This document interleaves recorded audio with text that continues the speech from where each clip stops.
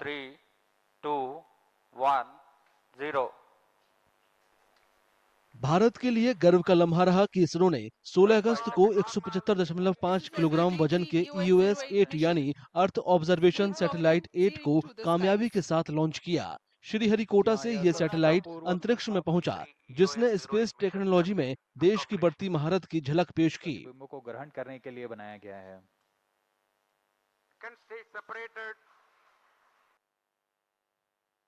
सिर्फ इतना ही नहीं, इस लॉन्च ने भारत के latest innovation small satellite launch vehicle SSLV D3 से दुनिया को रूबरू कराया। ये छोटा सैटेलाइट लॉन्चर है।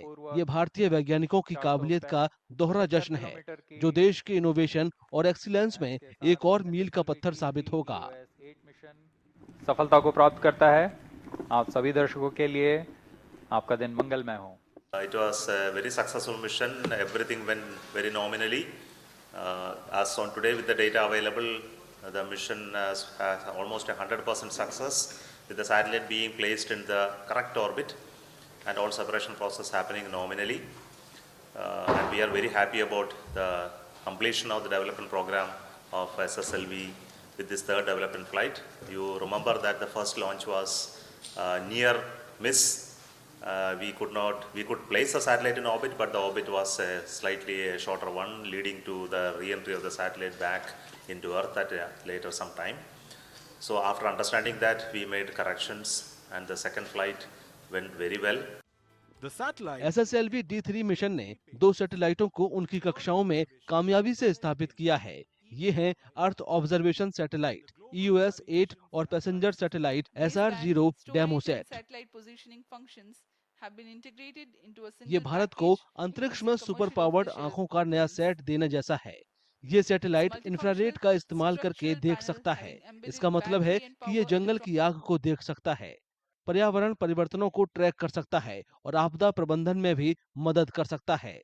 EOS-8 मिट्टी की नमी की स्टडी करने, बाढ़ का पता लगाने और यहाँ तक कि वैज्ञानिकों को भविष्य के लिए तैयार करने में भी मदद करने के लिए जरूरी चीजों से लैस है। We have done this third development flight.